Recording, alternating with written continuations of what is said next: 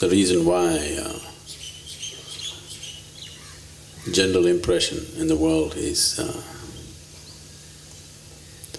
spirituality means for those who are over 72.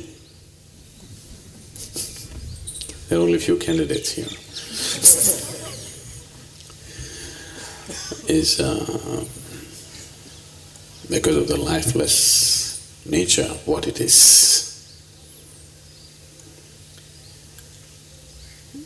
At the same time, this shows how confused humanity has been on these aspects. When we say spirituality, we mean it's for all people who have no capability to live any other aspect of life.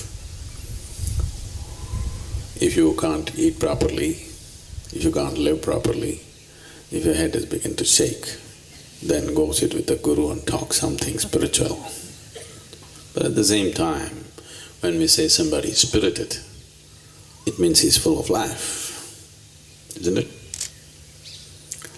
So, if being spirited is being full of life, being spiritual must be enormous amount of life, isn't it? But unfortunately, it's generally got this impression because of the way it's been propagated, presented and misused in so many different ways. Anybody who is incapable of life generally gets labeled as spiritual. If you can't digest the food that you eat, you anyway don't eat. If you don't eat for 3 days, you should be spiritual. Actually, if you don't eat well, dress well, live well, you got to be spiritual. That's the general understanding. So,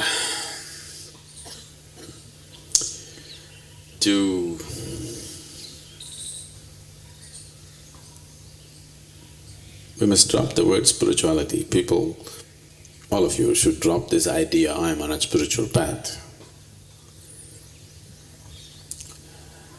There is nobody, no human being who's not interested in life. If it's not working for him right now, he says he's not interested.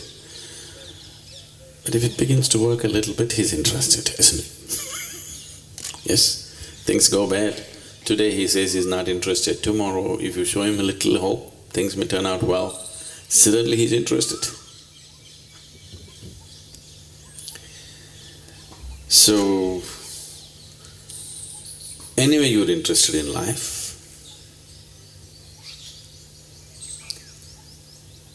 you better be interested in it totally. You better be involved in it totally and absolutely, otherwise life will torture you. Either you must be fully alive or you must be dead. The in-between is torturous, isn't it? Have you dissected frogs and cockroaches in the laboratory? Have you? How many of you have done this? You know, in between is torturous, don't you know?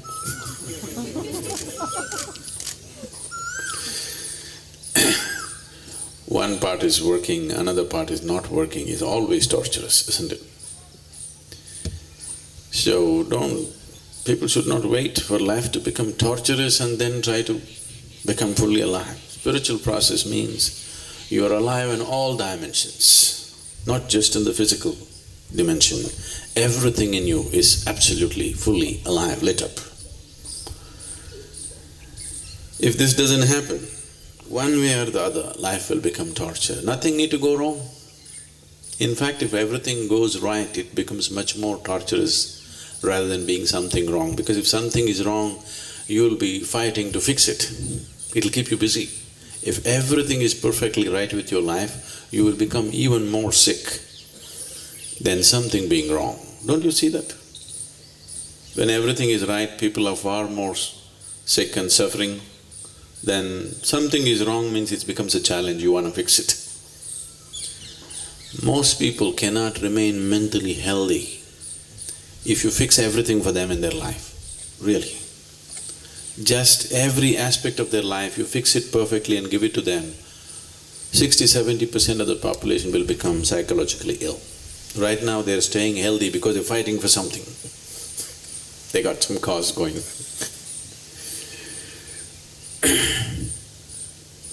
This losing interest in life is only when the energy is low. When you feel low like this, you go, enough, it's all right, what? A little burst of energy inside of you, you're interested. When you're keeping only parts of your life alive and try to fix it with outside support, this is how life will be. If something on the outside collapses today, you want to die. Because staying half alive is a very difficult thing to do. It's a very torturous thing to do. Only your physical body is alive. Only a part of your mind is alive. This is how most people are living. To be spiritual means everything in you is alive, absolutely.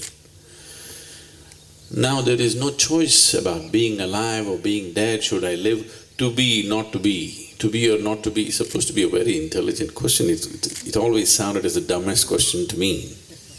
One who has not tasted life, one who knows only life by thought, only in his mind such questions will come.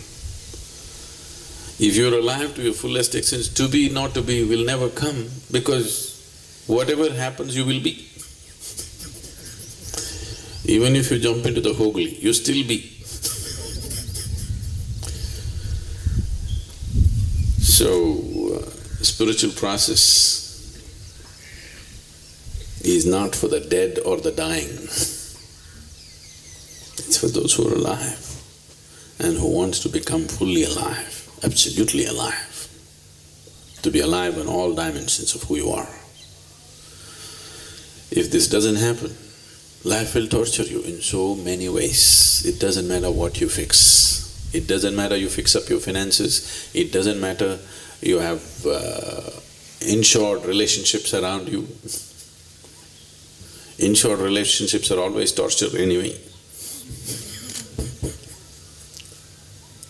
Whatever you fix in your life, still life will torture you because you're half alive.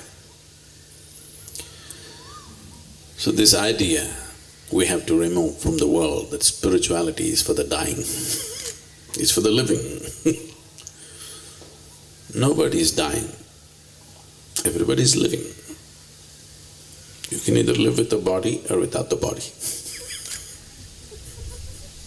Really. You can either live with what you have picked up from this planet, or you can live without it, but you're still living. So there are no dying ones on the planet.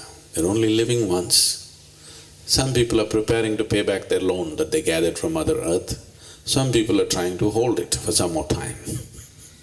But you never know when she'll collect it anyway.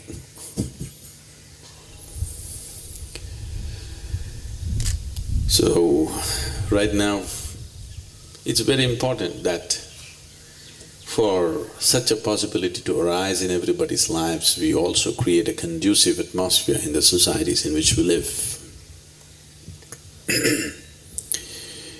Why spiritual processes flourished in this part of the world is essentially because we created a situation where every human being could do what he wants. You need to understand this.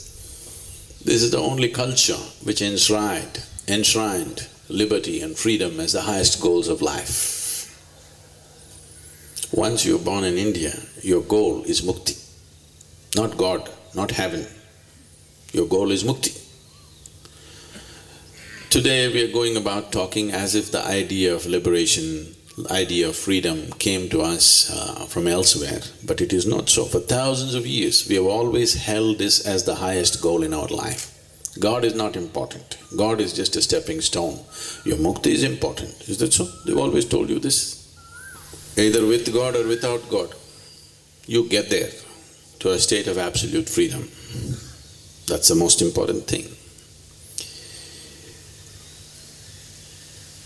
This was possible because the same sense of liberty we created in every aspect of life around us, that you could do whatever you want and still be a part of this society. If you were a farmer, you could worship your plow. It was okay. You are a blacksmith, you could worship your anvil, it was okay. You loved your mother, you could worship your mother, it is okay. You loved your wife, you could worship your wife, it's okay. You loved your child, you could worship your child, it's okay. You're a gardener, you like the trees and you worship the tree, it is okay. Or you don't like any of the existing gods and goddesses, you can create your own. Nobody thought it's wrong. There was never ever an idea of somebody being a heretic in the society. Believers, non-believers, people who worshipped snakes, cows, elephants, monkeys, mountains, trees, rivers, whatever they worshipped or they did not worship anything, all of them were allowed to live here with the same sense of freedom, with the same freedom to express their thought, to express their whatever they feel, their experience of life.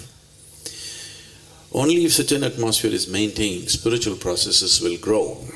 So if we do not maintain this sense of liberty and freedom in the way we think and feel and express ourselves and relate ourselves to whatever we wish, there will be no spiritual process.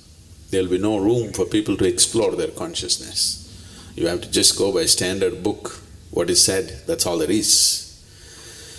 So maintaining this in the country is very, very important, that everybody should enjoy this liberty. Everybody can do what they want and still we are here. During World War II, you heard of Himmler? He was one of Hitler's hitman. So, Himmler walked into a safe house where there were 8 Hitler doubles. 8 people who looked exactly like Hitler, they were trained to behave like Hitler, everything. He walked in and told them, there is some good news and bad news. Because you had to treat them like Hitler because they have to get used to it. So he went and saluted them and they said, Führers. There's good news and bad news. They said, okay, good news first. Then he said, our Führer is still alive. That's good news. They said, that's great. What's the bad news? Then he said, our Führer has lost his left eye. Okay. So, what happens around you will happen to you.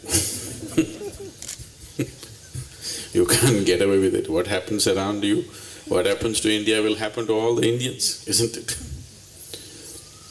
So we need to, not for political reasons, for spiritual reasons also, we need to create situations, conducive situations around us.